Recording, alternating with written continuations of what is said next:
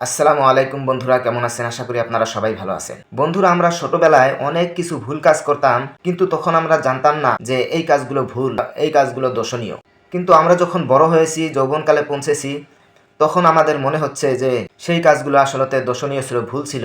ঠিক তেমনইভাবে আমরা এখন যৌবনকালে অনেক কিছু কাজ করেছি, অনেক ধরনের মানুষের সাথে মেলামেশা করেছি, তার মধ্যে আমাদের অনেক কিছু ভুল হতে চলছে, কিন্তু আমরা এখন বুঝতেছি না যে এই কাজগুলো ভুল। এখন আমরা ভাবতেছি আমরা সব ঠিকই করছি, কোনো ভুল করি। কিন্তু আমাদের জীবনের শেষ বেলায় এসে মনে হবে যে এক হাত জমির জন্য প্রতিবেশীর সঙ্গে ঝগড়া করাটা ছিল আমার ভুল।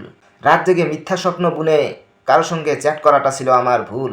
কাউকে কষ্ট দিয়ে কঠিন কথা বলাটাও আমার ছিল এক ভুল। দুর্বল কাউকে ভয় দেখিয়ে আমার ক্ষমতা দেখানো ছিল আমার একটা ভুল। শেষ বয়সে এসে মনে হবে ক্লাসের সবচেয়ে মেধাবী ছাত্র না হলেও জীবনে খুব বড় একটা ক্ষতি হয়নি। অনেক টাকা রোজগার করতে না পারলেও অনেক কিছু বা বড় কোনো ক্ষতি হয়নি। জীবনের শেষ সময়ে এসে মনে হবে কষ্ট ছাড়া একটু স্বাভাবিক মৃত্যুই হবে শেষ চাওয়া। জীবনের শেষ বেলায় এসে মনে হবে যে মানুষের দোয়াটাই ছিল সবচাইতে বড় মূল্যবান সম্পদ, আর যেটা আমি অর্জন করতে পারিনি।